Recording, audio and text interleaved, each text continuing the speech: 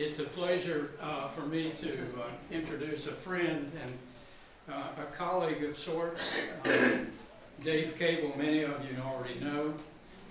Dave is the executive director of the Davidson Lands Conservancy. He's been the executive director at the Catawba Lands Conservancy. He's been a mover and a shaker in the movement in Trees Charlotte and Trees Davidson. I've been called a lot of things, Yeah. but not. And it's a pleasure to have him here this morning to talk a little bit about our responsibility on stewarding the earth. Dave, take it away. Thank you very much, Sterling. I so appreciate it. Thanks for having me. Hi, Allison. A lot of familiar faces here, and I'm really grateful for the opportunity to talk with you. This doesn't feel quite right. Does this headphone look like it's right, and is it working okay? I don't hear a sound. Well, we don't hear Esprod. It's just for the YouTube, apparently. Oh, that's why. Not much of a Stick technology it guy. in your pocket. Yeah, here, I'll just put it on my Well, you staying real still. So I appreciate the opportunity to be here, and I'm looking forward to sharing with you my passions about conservation and some of what is going on at the Conservancy and some of what's going on in our area. And there are a couple of things that hopefully you will walk away with. One is a little different, hopefully a different and better perspective on time. We're going to talk a little bit about that. And in a sense of the importance of conservation to our area. And hopefully you'll hear from me what I believe in that it's a moral imperative as part of our obligation to take care of Mother Earth. And then hopefully you'll walk away with a better understanding of the dynamics on Davidson in terms of the stress on our land and natural resources. So, and just to make a point on that, and many of you have seen these charts before. This was a study that was done back in 2008 and 9 by the University of North Carolina at Charlotte and their geospatial unit. And we asked them to look at land use patterns in the region in that I was in the space every day working it and seeing it, but it's like kind of like being a frog in a pot. Things were changing and you don't really realize it, and we wanted a visual awareness of what was actually going on with our natural landscape. So they looked through satellite imagery at the relationship between population and land use between 1976 and 2006, and then we laid that forward to see what is likely to happen if those relationships held through 2030. And what is tan on this chart is basically developed area. And what's green is open green space. And this is the so-called metro area of Charlotte. So it's 13 or 14 counties, with Charlotte being in the middle. You can probably see Lake Norman in the kind of the center top of that.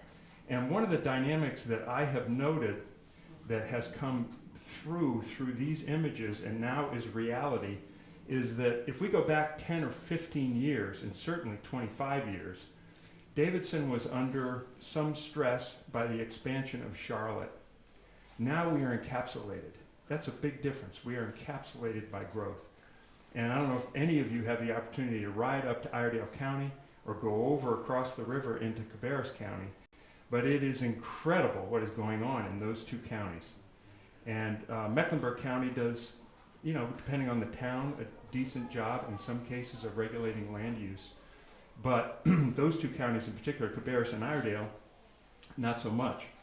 The community leaders there, the politicians, political people, they have it in their minds that more is better to keep the taxes low. And the reality is that for many of these communities, if they're building a $350,000 or $400,000 house, every house they build, they're going to lose on it. Because by the time they provide the fire and the police and the roads and schools and the library, at that kind of a price point, they're actually losing money. More of a burden on those communities. So we are surrounded now by development, and that has really changed the dynamic for Davidson. And I first heard this from David Holthauser in a meeting, many of you know David, very smart guy, very intuitive, been around a long time. And we were on a subcommittee looking at the comprehensive plan for Davidson. And at the end of an 18-month process, we kind of pulled our heads up, and the consultant said, well, what are the big things that we've learned over the course of the last 18 months? And, you know, all of us kind of stood there trying to figure out what to say. And of course, David said, here's the issue. And he's absolutely right. So that's changing the dynamic, and it puts more pressure on all of us as believers in the importance of open space and our natural resources to step up. I mean, the time is now. So with those two things as a backdrop, seeing that this is a Sunday school class, there is a spiritual component to what we do. And I hope to convey that to you, and I hope you can feel that, because I feel it in my heart. And I was sharing, I think with Pam, when before the class, that I can remember in Sunday school class, I grew up in Ohio in a Presbyterian church, a great church, went to Sunday school, and we talked about Genesis 26 and 28 and how man will dominate the earth. And back then, it even bothered me. And so there have been a lot of lessons learned over time and awareness. But before we start into this, I really want to recognize a very special person in this room. Sterling always shows up. He always gives it his all, and he always has a smile on his face.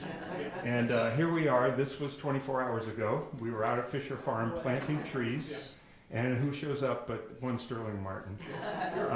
So, you know, I get misty-eyed talking about Sterling because he has done so much for this community in so many different dimensions, including conservation and the Conservancy. And I'm really happy to call him a friend. I'm really grateful for all that he's done, and look forward to a lot more projects together. So Sterling, thank you. And in recognition of that, I want to give you a book that I've given to other people. And this is The Hidden Life of Trees. I don't know if any of you know about this book, but it's a wonderful German translation. This is the illustrated version, so it's got some beautiful pictures of trees in it. But it's the specialness of trees and the hidden life that they lead, and the importance to the ecosystem. So Sterling, thank you very much.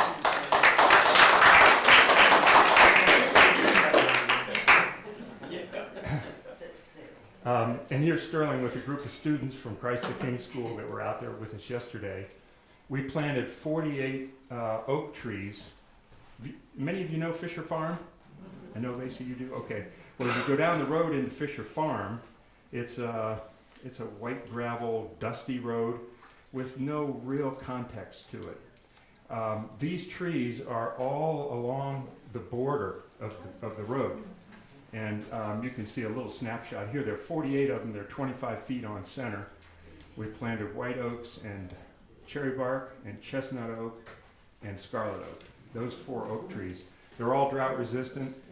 This ridge, which is a high point, likes oak trees. If you walk through the woods, you see a lot of oak trees, so it's a good habitat for them.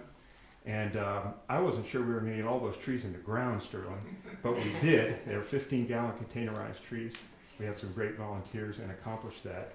And, you know, there's a lesson in that planting project in that when we talk about urban forestry, which is one of our so-called conservation pillars, and one of the main things that the Conservancy focuses is on, one of 4, it's all about intentionality. When you talk about urban forestry, what you're talking about is the intersection point of trees and people. This is not about growing trees in South Carolina to make pencils and furniture, which is what I remember when I went to school. I took graduate classes. It was silviculture classes, and we learned about tree production. Well, here we're looking at production, but it's for a different purpose. And so we think long term about all things in conservation, and trees are no exception. And one example of this is down in Charlotte. This is Myers Park, taken right after the turn of the century when they started to develop Myers Park. It was a cotton field. This is Dilworth. No, this is Myers Park. That was Dilworth. This is Myers Park. And it looks a lot different today. And the reason is not just because it happened. The reason was that people were very intentional about planting the trees that they did and designing the infrastructure to accommodate the trees that they wanted to plant. When we talk about the planting strip, does anybody know what that is? Okay, that's the distance between the curb and the sidewalk. That is a very, very critical distance in an urban environment.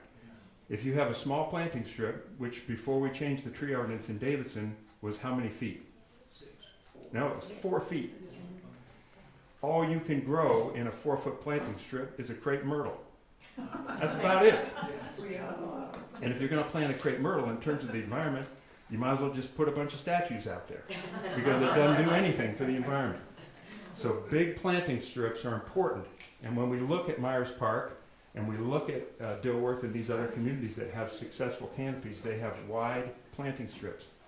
So back in Myers Park and Dilworth, they moved trees, mostly willow oaks, that like a riparian environment. They moved them from the creek beds and they put them all over Dilworth and Myers Park.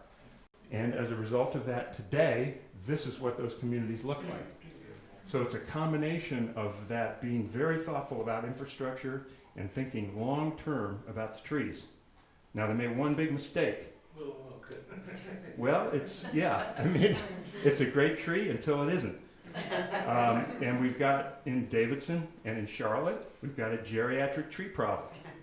And it's just like a bond portfolio. You want to plant your trees over time to space them out. So you need a diversification of age, but you also need a diversification of species. If all of we had planted was ash trees, we'd be in big trouble, right? And why is that? Ash borer, right? The ash borer is wiping all the trees out. And if you go down any riparian corridor today in Mecklenburg County, you'll see a lot of dead tops of trees sticking out of all the live trees, and those are almost always ash trees. They've all been wiped out. They've been wiped out by this tiny, tiny little green shiny bug that came in on pallets from Detroit, and then it's just like a heat map. It just has moved across the country. And when I was a kid, we had beautiful American elms all over our neighborhood, all gone. And a lot of those Midwest communities said, oh, we're going to plant, but we're going to be smart. We're just going to plant it back with ash trees. Well, now they've gotten all wiped out. So the lesson is diversification. But the real point here is being intentional. And so as we have looked at the urban forest in Davidson, and I know Gordon's going to be with you to talk more about trees, we've tried to be very careful and methodical and intentional about setting the stage long-term for our urban forest here. And these are the components of some of the things we've done. Changed the ordinance, worked with the town on that. We've got these tree planting events. We're trying to plant 200 trees a year. And it's great when you plant a tree, but it's not like this, right? It's only the beginning. Because you got to water the tree, and then you got to steward that tree over time. So those trees we just planted, we're going to have another event to go back out there and stake them. We're going to have to mulch them next spring. They have to be watered till, probably in another month we can stop doing that. But so there's a stewardship piece of everything that we do too. So things have to be done very deliberately. Most recently is this canopy analysis, the last one on here. And that is taking aerial imagery and analyzing it in terms of our canopy, whether we're gaining or losing ground. And I learned a little bit about this when I was working in Tree Charlotte. And now we've brought that to Davidson and we're about to update it. And what you'll find on the website is we're going to have an interface where anybody can go in and really analyze the information. Hopefully it's presented in a way that's digestible. All of this is to say we want better policy around trees and we want more community engagement. Better policy, more community engagement. Make sense? Okay. And everybody knows this tree, right? It is? The dogwood. That's our state tree. All right. I have been in this business of conservation, which I went into. I left the bank in 2004 to take the job at Catawba Lands Conservancy. And we had about 5 staff members, and we had 6 PhDs on the board. And not that there's anything wrong with PhDs, but we weren't really connected in. We were a science kind of, in an echo chamber, and we were hammering it out every day, but we weren't making a whole lot of progress. So we were at a certain phase in that evolution of that organization that it needed some lift. And I had so much fun in the early days of that, kind of bringing about some change, working with the staff, working with the board. People like Frank Bragg were instrumental in moving that forward. And all of you know, I'm sure many of you know the Bragg family. This person has had a huge influence on my life, and I want to talk to you about a couple people, and this is one of them. His name is Haywood Rankin. He's done some teaching here at the college. He worked at the Foreign Service for years in Northern Africa, and he's good friends with Jim Fuller because he and Jim went to law school together, and then they both clerked for the Supreme Court together. Haywood was a Moorhead Scholar, first in his class at law school, and went into Foreign Service, and now he's dedicated his life to conservation. And the family, through his dad, ended up with a 700 and some odd piece of land over in Gaston County. Haywood, does anybody know Haywood here? Okay. Well, at some point, hopefully you can meet him. Did you go on the field trip last year? Yeah, so you've met him, but he's a wonderful human being. He has dedicated the last half of his life to conservation in as many ways as he possibly can. And this property is called Red Lair. It's in Gaston County. It's permanently conserved. And he and his sister sold it to the state at a bargain sale. They took all that money and they put it into an endowment for the betterment of the property long term. Has conservation restrictions on it. And it's being managed to optimize the kind of the eco value of the property. It's being managed with a conservation lens. And it's he's inspired me in a lot of different ways, and I've been lucky to be associated with him and a lot of other people like this one right here and others in this work. And this is, and some of you have already heard me say this story, but this was my geology professor freshman year in college. And he was another person who really had a huge impact on me. He had a wonderful perspective on life. He was a field geologist, and we spent a lot of time kicking around Maine, hacking on rocks and having a good time together. But he recently died. He died about 5 years ago. And the very first class, he started talking about the importance of time and how geology should be required really for everybody, because it teaches you that perspective on time in a much different frame than any other class you could ever take. And he starts talking about these analogies, and many of you have heard them, when the earth was born and where we are today and how long we've been around and this and that. Well, his analogy, his favorite one, was the Empire State Building. And his whole thing was, if you take the 4.6 billion years ago when the earth was actually created, and you put that on the first floor of the Empire State Building scale, and the top of the antenna is today, okay, that's the scale. The amount of time that human beings have walked on the earth is represented by the thickness of one Kleenex. I mean, seriously. But that is the reality of it. And when you think about what we have done to Mother Earth in that thickness of one Kleenex relative to her history, it's a little mind-boggling.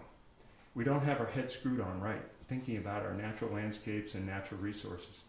And that's what the Conservancy tries to do. It gives us all an opportunity to make a real difference locally with that view in mind, that we're here just temporarily, and our duty is to pass this planet on to the next generation in a better way than we found it.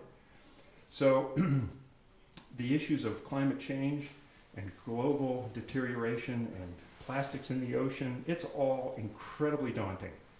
And, we can do what we want. China's going to do what they want. And India's going to do what they want.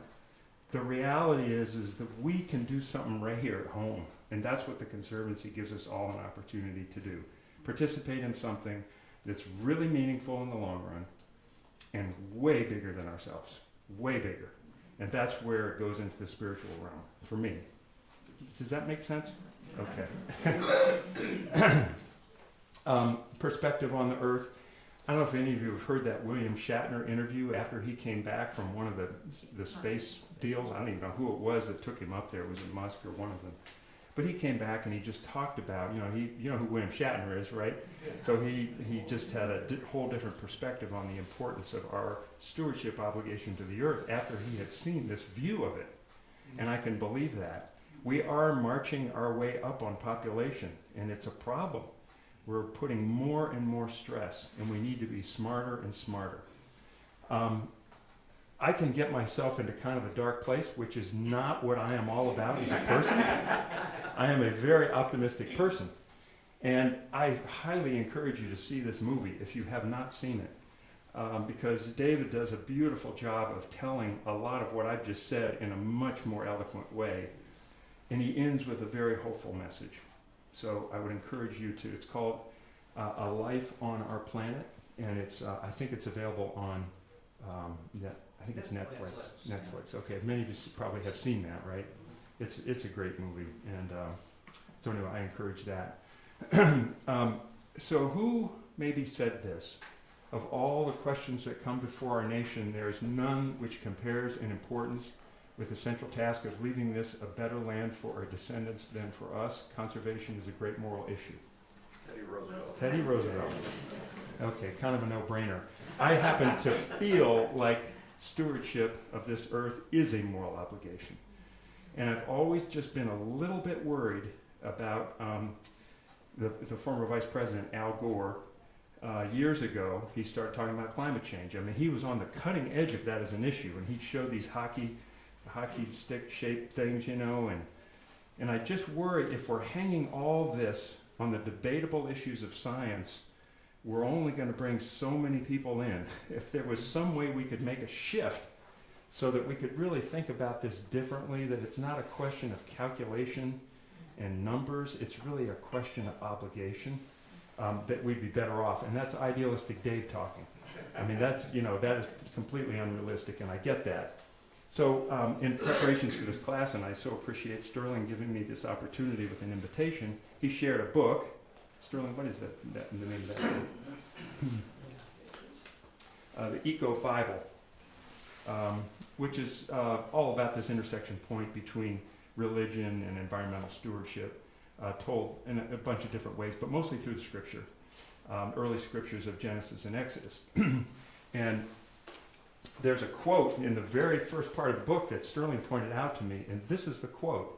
And the Yale School of Forestry is, I mean, I don't know if any of you are familiar with that, but that's kind of the ultimate school of forestry in the country. I used to think that top global environmental problems were biodiversity loss, ecosystem collapse, and climate change. I thought with good science we could address these issues, but I was wrong. The top environmental problems are selfishness, greed, and apathy.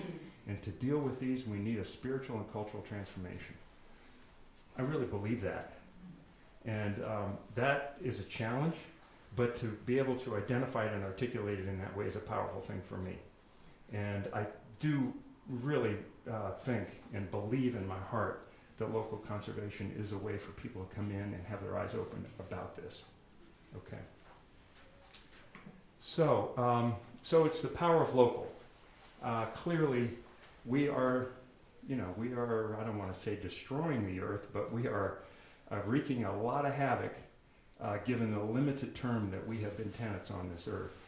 And I believe stewardship of the earth is a moral obligation. I'm not a communications expert. I don't know how we get that message across and how we expand the net. But I do know that local conservation is a really powerful way for us all to be involved. So with that as a backdrop, let me just talk a little bit about the Conservancy and some of the things that we do. This is my 5-year-old grandson, my namesake. And he's on a farm not far from here. It's a conserved farm. And I took them out there a year ago on Thanksgiving. Took the whole family out there to meet this individual that I've been working with for almost 4 years to conserve his farm. And he's 86 years old, and he'll be 86 the day after Christmas. Born in 1936, I guess, 36, and just a delightful human being who is untrusting, very crusty. He does not like the government, and he cares very deeply about his land. So his farm he inherited from his father, who inherited it from his grandfather. His grandfather bought it in 1921, so it's a century farm. And near and dear to his heart was he wants to see it saved. He didn't know how to do that, wasn't sure what that even meant. And so we worked together over a long period of time to gain that trust to finally, ultimately conserve the property. So here we are on the hood of his 30-year-old whatever truck, his Ranger truck, signing the papers after a long, long period of time. And these are, when we conserve a piece of land, we do it in a way that's legally acceptable. There's about 50 million acres in the country that have been conserved by these so-called conservation agreements or conservation easements. And land trusts across the country wake up every day and they think about conserving land. And it's a legally acceptable process to permanently conserve a piece of property. And it's been shown to be durable over time. And that's what we did here. We signed papers called a conservation easement, and it's permanent conservation of this property. And it's a transaction, so you gotta have a survey, and you gotta have an environmental review, and you gotta have a title search, and you gotta buy title insurance. You gotta go through all that stuff. And that's all a mechanics of a transaction, just like you were buying a house. But when you get to this point, it becomes a spiritual experience. Particularly, he and I walked out after he signed these papers and walked on the property. And when you realize what an incredible opportunity this is to make a difference, here is a stand of white oaks that is on his property. It's a gorgeous piece of land. It is forever protected. And that's a very profound thing. So the land trust model is to be an expert at pulling these agreements together. Sometimes you have to pay for them. Sometimes, in this case, he donated this conservation easement, which permanently restricts the land. But that's really just like planting a tree. That's just the beginning. It's not one of these things. Because the organization needs to be here forever to legally defend this easement. So it's a long-term obligation. So we work. Sometimes we pay for a conservation easement. And in fact, what it is for the organization is a liability. But for the community and the community benefit, it's a huge windfall. Because this land, and for all the critters that live on it, will forever be there. Okay, that's what land conservation is all about. Lacey? Just going forward, what will happen with this property? I mean, it's conserved, It's conserved. but how will it be used? Okay, so the conservation easement is a durable document. It gets recorded in the land records, and it resides with that land. So in this case, let's say Sterling and Mary had a farm. They decided to conserve it. We struck an arrangement. We record a conservation easement. Sterling he can sell that land, he can mortgage it, he can bequest it. That easement is durable through time. Okay, so, and what it does, Lacey, is it identifies what you can't do with the property. It doesn't identify what you have to do with the property. So, in this case, he's got cattle on this property. He can continue to have animals there. It can continue to be a farm, but it doesn't have to be a farm. It just can't be a whole bunch of houses. Can't be developed? It can't be developed. So there can't be houses on it, there can't be a warehouse, there can't be a landfill, and all this is very clearly specified. The land needs to stay in its natural state. Okay, that's basically the bottom line. And the easement identifies and articulates this intersection point between what the owner wants to do with the land. In this case, he wanted to farm it, and we could set some parameters whereby the conservation values of this land are not compromised by farming. But then it also ensures that those conservation values are protected. And so the agreement is that intersection point where the owner can continue to live there and bequest it and, donate it or sell it or whatever, and use it in a way as long as it doesn't, compromise those conservation values. And that's what the easement does. Did his children buy into this arrangement? It's a good question, and the answer is no. And the reality is, a lot of people in the easements that I have done over the years, over the last almost 20 years, a lot of it is the parents concerned about what the next generation is going to do. And sometimes not so, but sometimes very much so. So it's an issue. So It's an Dave, who decides what the quality, whether another house can be built where the house is standing now, or? The easement all spells that out. Okay. And that's a negotiation between the grantor of the easement and the grantee agency, which in this case was the Davidson Lands Conservancy. And there's a lot of science and a lot of precedent around defining what conservation values are. And in some cases, not in this case, didn't matter at all, but in some cases people take advantage of the tax code because they're reducing the value of their property by conserving it. Obviously, if it could be a 100-unit household versus a farm, there's a big spread in value there. So if the property is worth $10 million now and it's only worth $1 million as a farm, then whoever donated that easement has made a $9 million charitable donation. And because the IRS is involved, there's a lot of specificity around meeting that hurdle of what conservation values actually are. So everything that the Conservancy does, whether it's planting trees or building a greenway or conserving a piece of land, it's all for public benefit. We always have to show that there's public benefit involved in what we do. Now that doesn't mean public access on every property. I mean, he does not want to have this turn into a park while he's alive. He's interested in maybe conveying it ultimately after he dies through his will to be a park, but not while he's alive. So public access does not mean public benefit. The public benefit in this case is having open space in an urbanizing area. It's got a couple of tributaries on it that feed the Rocky River directly, so there's a water quality play. We we basically saved a 100-acre, stand of beautiful trees. Those are all public benefits that befall to the public, even though, and we do take kids out there and we take hikes out there, but there's no direct, immediate, ongoing public access to the property. All right? Missy? Dave, I'm interested in what developers have in the Davidson area. What kind of responsibilities do they have to open space or whatever?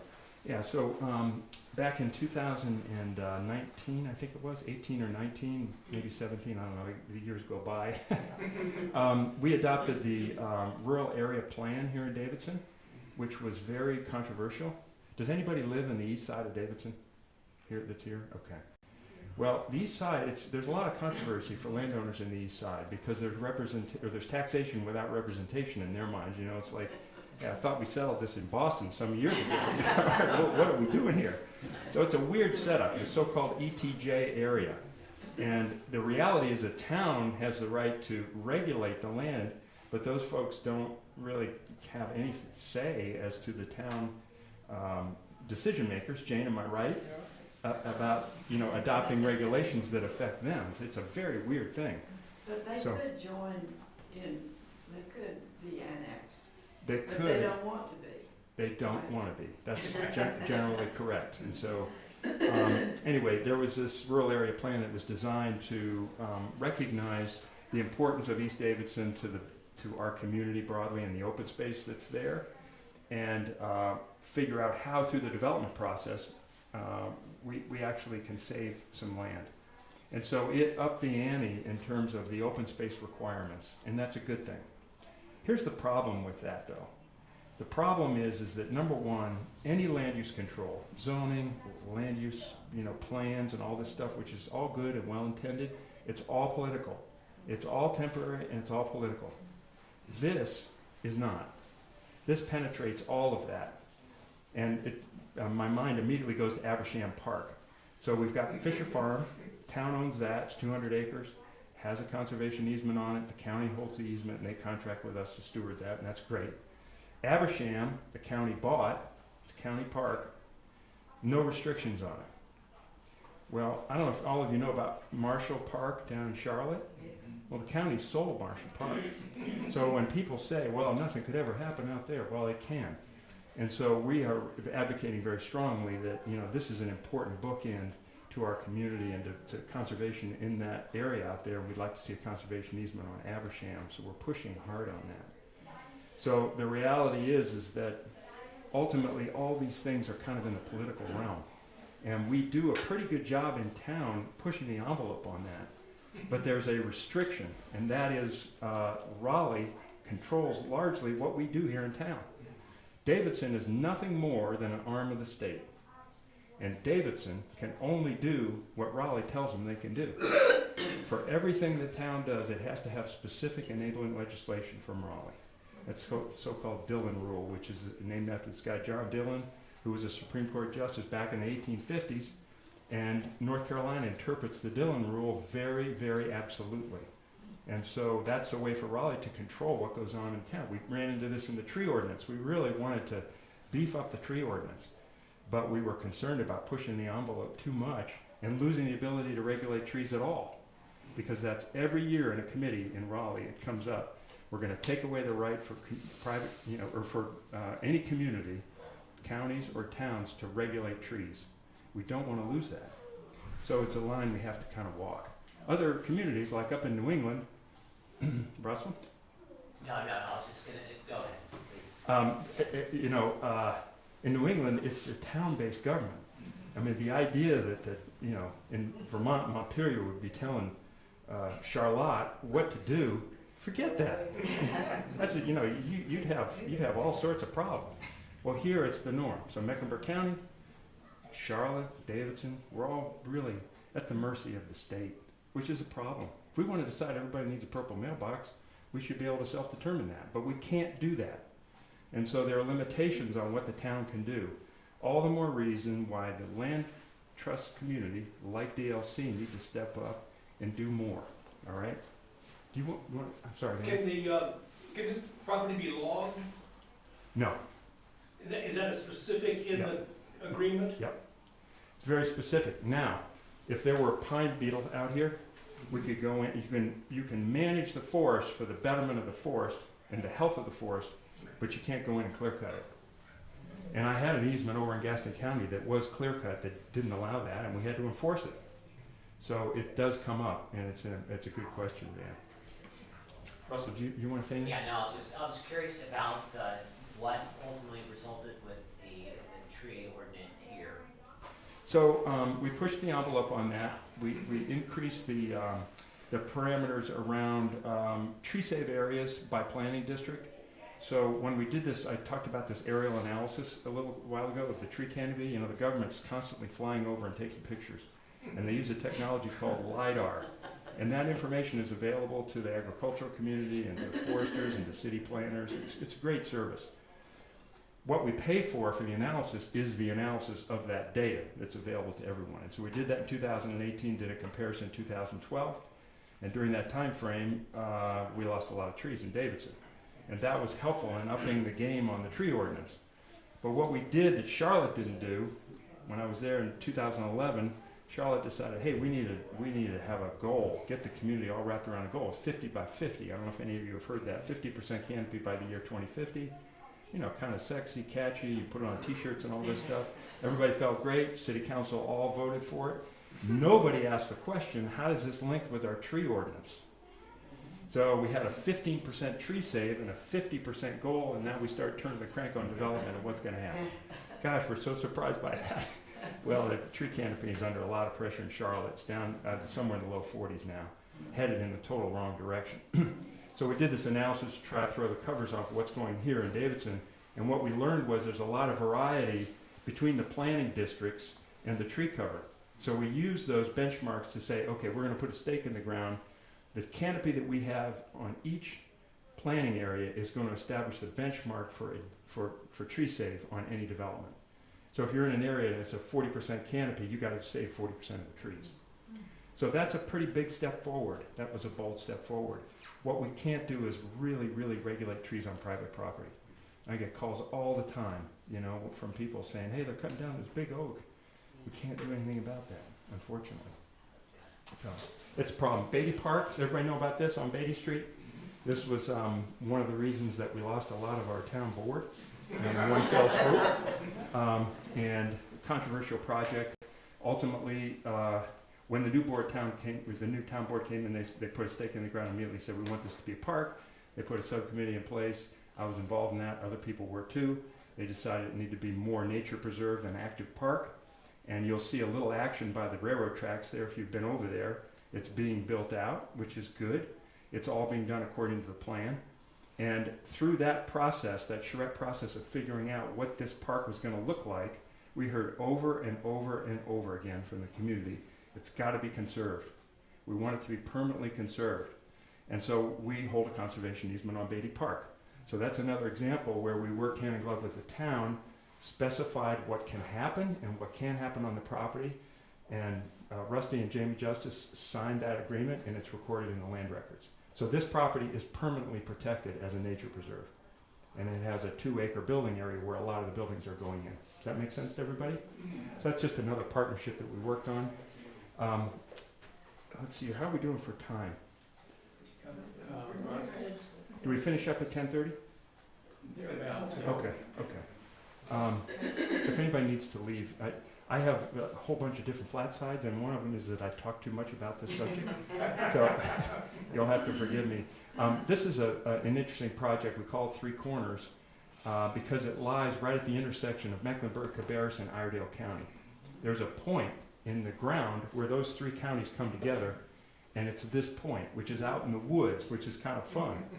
And I don't know if you recognize these people. That's Elaine Powell on the left. She was just reelected as our district representative on the county commission in Mecklenburg. The other two, like all of the county commissioners in Iredell, are at large, and it's Melissa Nader and Scotty Brown. And we took them out to this property because we're trying to conserve it and create an extension of Abersham and a greenway going up to Mooresville. Okay, this is another role that we played. Now, part of the culture of the Conservancy, we have a bias toward action, but we also work in a very collaborative framework. And we try to always collaborate with our community partners. So we invite these folks out, we get in the parking lot, we put our hiking boots on, and what I quickly realized was these folks had never met each other. So we got county commissioners in Iredell, never met each other. Now that says a lot about how we do region, which is not very well. And the reality is our natural resources, they don't care about that political line. It means absolutely nothing to, the critters that run across that. So that's an issue. We took this hike, which was fantastic. These are representatives from Catawba Lands, the communities, Mooresville, the Conservancy,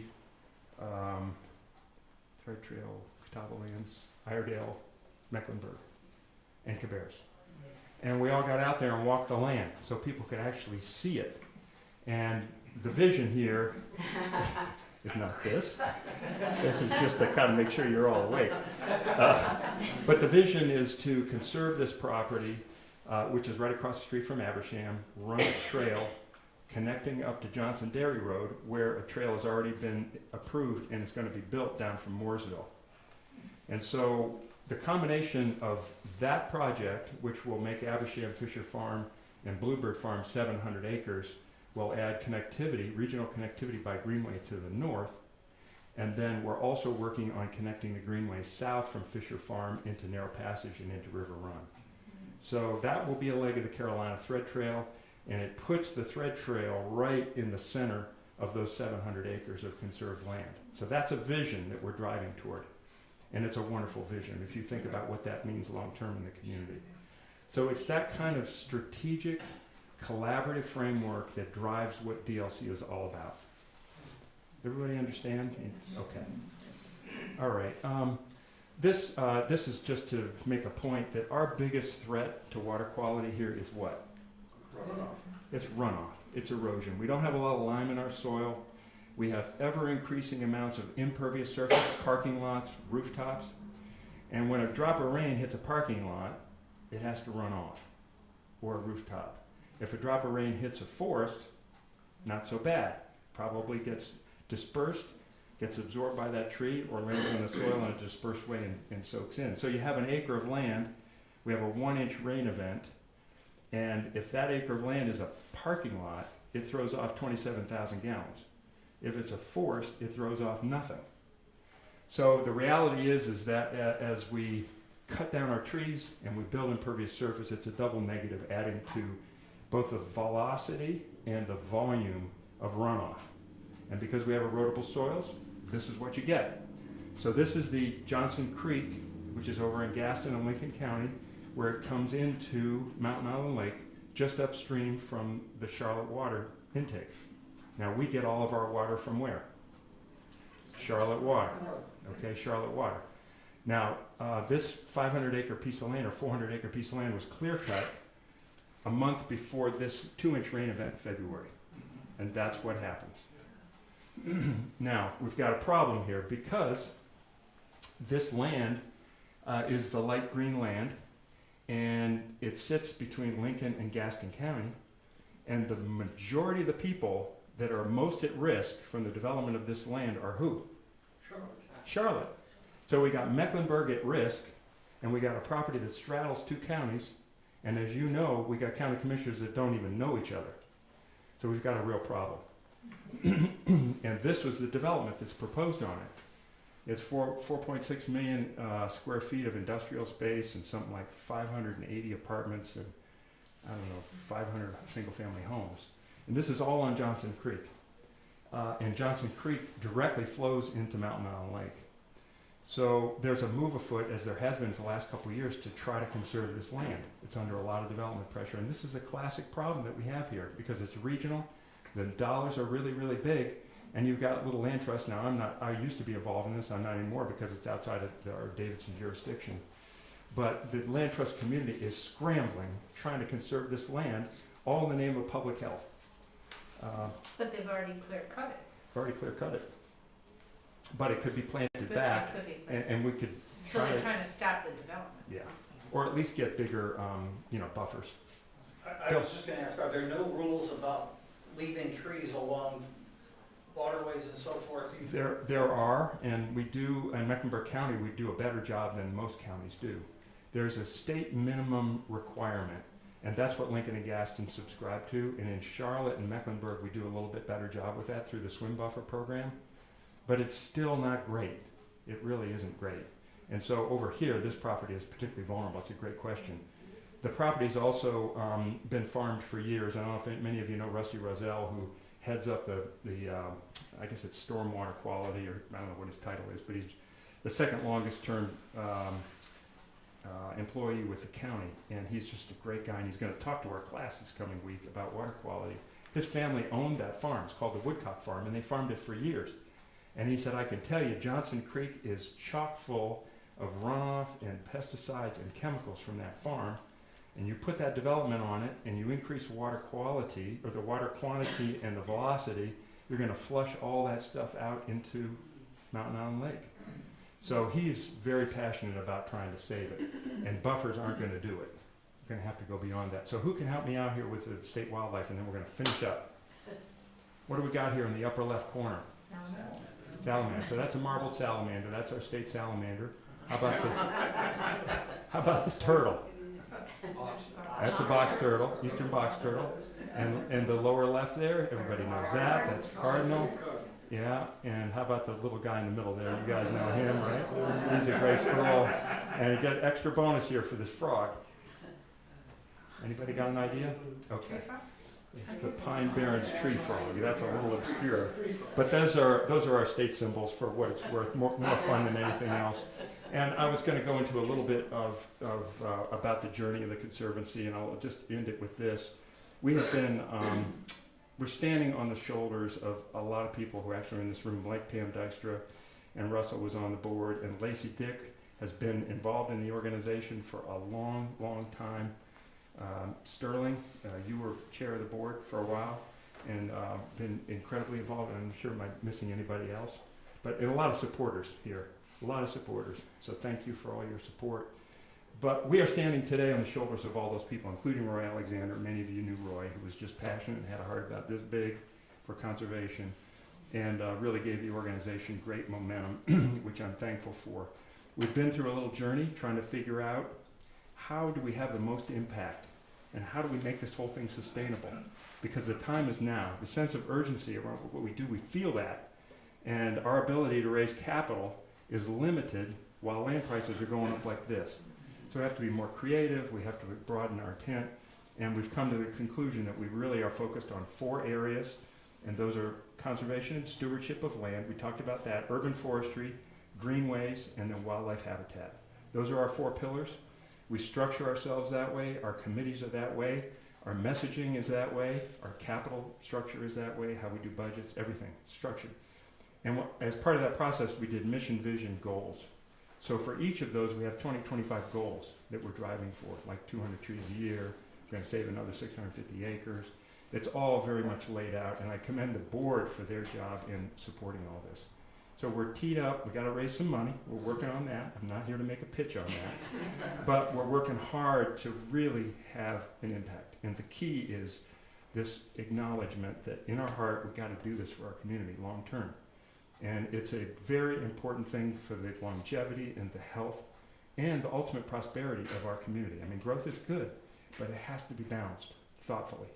And when you go, like Huntersville, as John Woods would tell you, Lacey, he would tell you that Davidson was the biggest community out of Cornelius and Huntersville in 1990.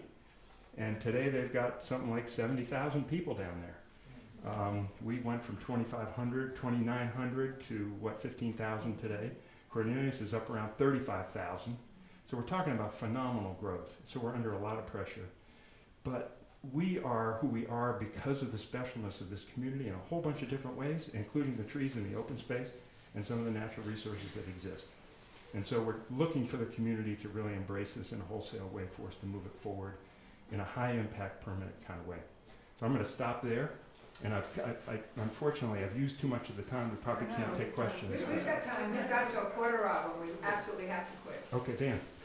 How do you match the goals of the Conservancy with the pressures of housing and population? Yeah. So there is a mismatch there.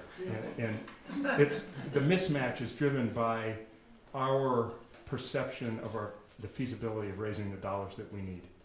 I mean, if we, in a perfect world, who's the fellow, the Fortnite guy? Have you read about him? Who's in North Carolina? I think he's up in Chapel Hill. He has, and I don't know anything about this, but one of these gaming programs called Fortnite. And he's one of the wealthiest individuals in the country.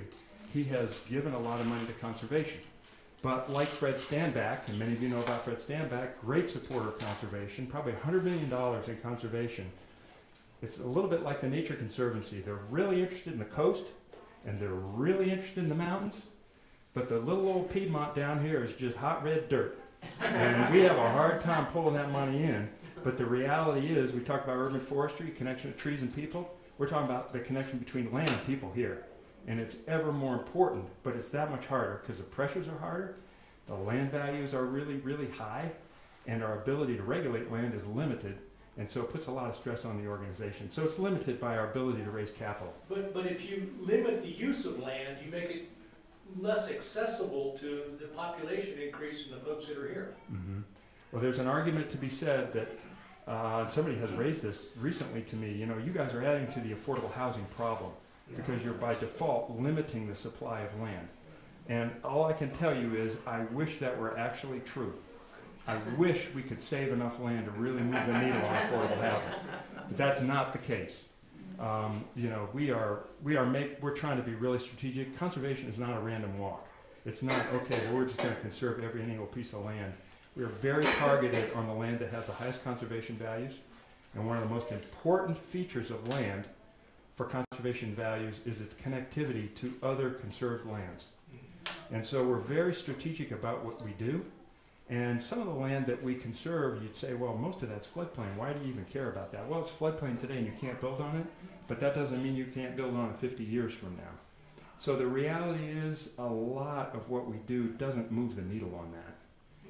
Plus, you know, we're really focused out east, and the demand for affordable housing is really in here. Where you're on a bus line, you got active transportation, you got services, and there's land here. We just need to be creative about affordable housing. So that's my answer to that. It's not perfect, but any other questions? How much does this affect Iredell County? Do you all have any impression on that? Because the reason I ask is I live off Langtree, and my son lives off Shears Road, and I go across Faith Road, and they're building houses and clearing land like crazy. Have you been up to Anniston? No. Up in there? Okay, that's, you know, where Shear and Gray come together. It's kind of the area that's north of that. Yeah, I know where it is. It's unbelievable what's going on up there. So we are active in Iredell County. We have a conservation easement in Iredell County. We want to have more conservation easements in Iredell County. Interestingly enough, those two commissioners that I showed you that picture of, Scotty Brown and Melissa Nader, they just approved $2.8 million for the acquisition of this property we've been talking about.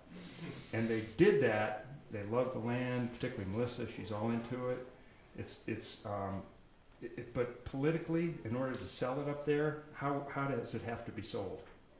It has to be sold as a play on economic development. If we have this park and we have this greenway, we're going to be able to attract more business. And that's fine, because that's true. But that's how it kind of has to be sold. Fortunately, we had those two champions. The county's now committed $2.8 million. Mecklenburg County is gonna throw $1 million in, we're putting $250 in, Catawba Lands is putting $250 in. It's a club deal to make this all happen. And that's the creative part of this and the collaboration that's so important. Because to Van's point, we don't have enough capital to run around and do what we really wanna do. We just don't. We just got a $140,000 grant from, interestingly enough, the Department of Justice. And they have a fund called the Smithfield Fund. Back in 2000, one of these big hurricanes came through, blew out all that hog waste. They settled for $30 million, put it into endowment. Department of Justice gives grants for conservation. So we applied for a grant, got $140,000 out of that. So that's another source. So we're trying to pull in all these different partners to make things happen. But when a single lot in Davidson is $500,000 and land out east is selling anywhere from $75,000 to $100,000 an acre, that's really hard to deal with. I mean, that's a 100-acre piece of land is worth $10 million today, or $8 million. So our ability to raise capital is hard. And your question about Ideal is a good one, and we are active up there, and it's all through this kind of collaborative framework. Because I know on my way over to my son's house, there's all these new houses, and they're just jammed up one after the other. There's just a whole row of them, and they just seem to. That's the way they do it. And the same thing over in Cabarrus, if you ride around. Bill? But dense development has its benefits in far less runoff from fertilizer in yards and maybe water neighborhoods and things like that. It's not necessarily bad. Yeah, if it's planned right with the proper stormwater controls, it can actually be a very effective land use. And that's what the rural area plan in Davidson tries to drive for. It says, yeah, you can put high density development in here, but 50% of the land needs to be conserved. And one of the things that we added in the rural area plan, we pushed really, really hard on this, is that open space can't just be regular or owned by the HOA. It can be owned by the HOA, but there's got to be a conservation easement on it. And so through the development process, we will get, additional conserved lands. The problem is influencing that development plan early on, so you're getting really good land, and you're coordinating that with an abutting property to capture this whole idea of connectivity. Because you don't want a conservation map of what looks like a pizza pie. You really want it to be contiguous and focused in on the most conserved land, or the highest value conservation land. So that's the tricky part of just defaulting to the political process, because you kind of get what you get. A lot of times you get these little spaghetti strips, like down in Charlotte, that's classic. We're going to save our tree save area by a 25-foot little buffer around the edges and not cut the trees in those. Well, I guess it's okay. I mean, it's not okay, but it's not great, certainly. And do you meet the requirements? I guess you do. But it's like taking Central Park in New York and snipping it up into a whole bunch of different parks and shoving it all out around Manhattan. But it wouldn't have anything close to what it means now as a Central Park. And the same concept in a little different way is applicable to how we do conservation. So it's not a random walk, it's very strategic. And we've got a big map, we've scored all the properties in Davidson, we're talking to a lot of landowners, we're trying to pull capital in. It's a Rubik's Cube, and it's very, very hard. And I can tell you this, you gotta be persistent, never ever give up, ever. And you gotta be really patient. Because dealing with people like this farmer I was telling you about, I mean, you gotta be really, really patient. They're gonna make the decision when they're gonna make the decision. So thank you. All right. Thank you for having me. I appreciate it very much. Our real thanks to Dave. Next week, Gordon Clark is going to talk to us about, more specifically about Trees Davidson. And I know that's going to be interesting and informative. And